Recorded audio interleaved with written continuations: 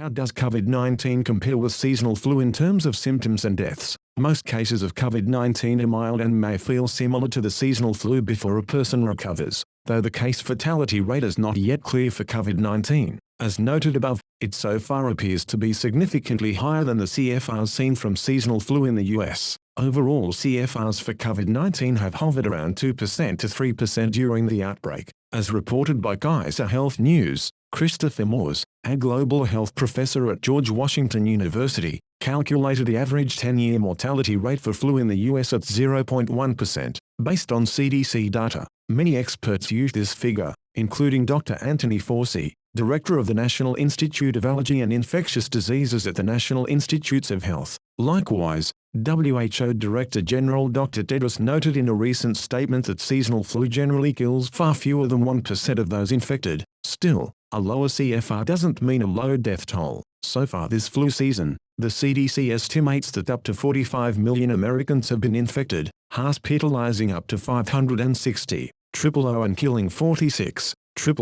Influenza remains a leading cause of death in the US. How does SARS-CoV-2 spread? Updated 3 December 2020, SARS-CoV-2 spreads mainly in respiratory droplets, tiny, germ-toting globs that are launched from the mouth or nose when you breathe heavily, talk, cough, or sneeze. Published data suggests that a single sneeze can unleash 40 droplets between 0.5 to 12 micrometers in the arm-mate air. Once airborne, these fall rapidly onto the ground and typically don't land more than 1 meter away. If any droplets containing SARS-CoV-2 land on a nearby person and gain access to the eyes, nose, or mouth, or are delivered there by a germy hand, that person can get infected. If droplets containing SARS-CoV-2 land on surfaces, they can get picked up by others who can then contract the infection. According to epidemiologist Maria Van Kerkhove, an outbreak expert at the WHO, SARS-CoV-2 appears to be like its relative, SARS-CoV, in that surface contamination does seem to play a role in the epidemic. It is unclear how long SARS-CoV-2 can survive on any given surface. A recent review published in the Journal of Hospital Infection suggested that human infecting coronaviruses in general may be able to survive on surfaces for up to 9 days. A new non-peer-reviewed, unpublished study led by researchers at the U.S. National Institutes of Health suggests that SARS-CoV-2 can last for hours to up to 3 days on surfaces, lasting longest on plastic and steel surfaces. The study was posted on a medical preprint server March 10. Likewise, the WHO says SARS-CoV-2 may survive on surfaces for anywhere from a few hours to several days. The organization also notes that survival will depend on environmental factors, such as temperature, humidity, and the type of surface. SARS-CoV-2 is not thought to be transmitted in air, according to available data. However, the preprint study by researchers suggests that it may survive in aerosols for up to 3 hours, regardless of where it is. As Dr. Van Kerkhove noted, SARS-CoV-2 is quickly killed by disinfecting agents. As the review of coronavirus surface survival reported, the viruses are efficiently inactivated by surface disinfection procedures with 62-71% ethanol, 0.5% hydrogen peroxide, or 0.1% sodium hypochlorite, bleach, within 1 minute. Last, genetic material from SARS-CoV-2 does seem to be shed in some patients' feces, potentially in up to 30% of patients, according to the report by the WHO-China Joint Mission. A recent study in JAMA also found the virus lurking in toilet bowl and bathroom sink samples. However, as the Joint Mission report states, the fecal oral route does not appear to be a driver of COVID-19 transmission. Moreover, routine bathroom cleaning efficiently eliminated the infectious threat. The authors of the JAMA article concluded, how does coronavirus transmission compare with flu? Update 13 March 2020. In a press briefing on March 3, WHO Director General Dr. Tedros emphasized that this virus is not SARS, it's not MERS, and it's not influenza. It is a unique virus with unique characteristics. Both COVID-19 and influenza cause respiratory disease and spread the same way, via small droplets of fluid from the nose and mouth of someone who is sick, he said. However, COVID-19 does not transmit as efficiently as influenza. From the data we have so far, with influenza, people who are infected but not yet sick are major drivers of transmission, which does not appear to be the case for COVID-19. While media reports have widely circulated fears that asymptomatic people are silently spreading COVID-19 around communities and countries,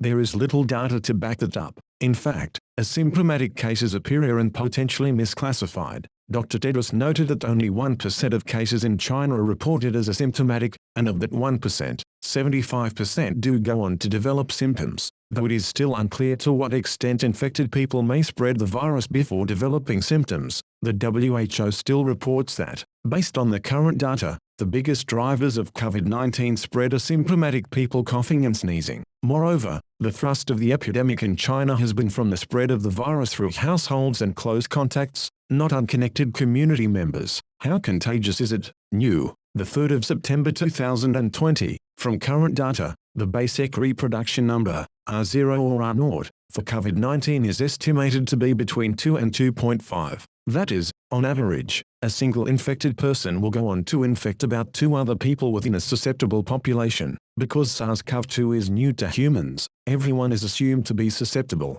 The R0 generally is meant to represent an average. In this case, that means some people may infect fewer than 2 people, while a smaller proportion may be so-called super spreaders, who shed the virus more efficiently and infect far more than 2 additional people. A few words of caution about interpreting R0. First, as Ars has reported before, R0 is a complicated calculation, and it isn't necessarily intrinsic to a pathogen. R0 also doesn't indicate how dangerous a disease is or how far it will spread. Last, transmission is context and time specific. So far in this outbreak, the WHO has reported that transmission of SARS-CoV-2 has primarily been between people who have had contact with each other, such as family members. Also, transmission early in a case of COVID-19, that is, 24 to 48 hours prior to noticeable symptom onset, does not seem to be common. Transmission of SARS-CoV-2 tends to be seen later, when symptoms are apparent, according to the WHO. That's in contrast to infections such as seasonal flu, which often spreads among unrelated people in the community and often before symptoms are apparent. Seasonal flu has an estimate R0 of around 1.3.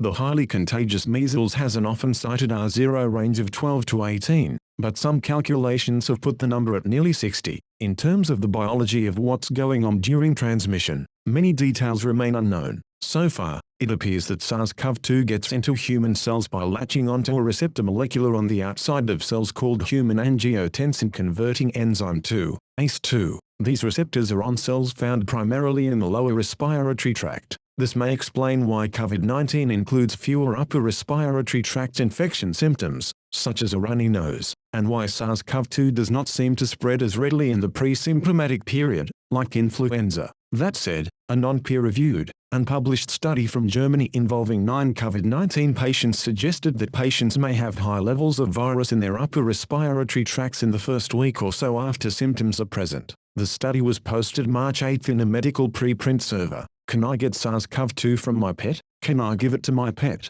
New, the 3rd of September 2020, reports from Hong Kong recently raised concern that pets could be victims, or potentially sources, of SARS-CoV-2 after testing on a dog owned by a COVID-19 patient returned a weak positive result. Though members of the coronavirus family do infect animals, including dogs, experts at the WHO and the CDC say that there's no evidence that pets are getting sick from SARS-CoV-2 or transmitting the virus to people. We don't believe that this is a major driver of transmission, WHO epidemiologist Maria van Kerkhove said in a March 5 press briefing. The dog in Hong Kong is only one case, she noted, and this issue requires much more study to assess its significance. That said, as a general precaution, the CDC does suggest that if you are sick with COVID-19, you should try to restrict contact with pets and other animals, just like you would around other people until more information about the virus and its spread are known. The infected pup in Hong Kong is said to have no symptoms but has been placed under quarantine as a precaution. If I get COVID-19, will I then be immune or could I get reinfected? New, the 3rd of September 2020, the immune responses to a SARS-CoV-2 infection are not well understood,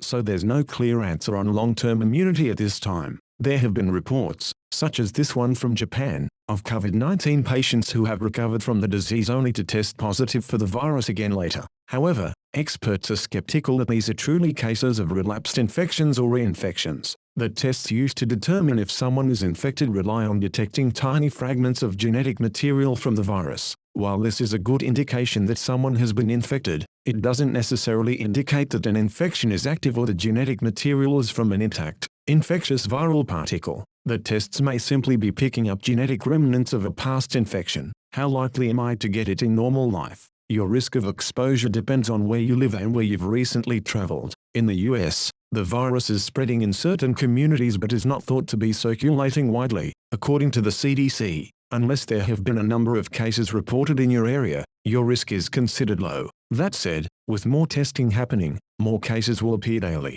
There are basic things you can do to protect yourself and prepare for cases in your area.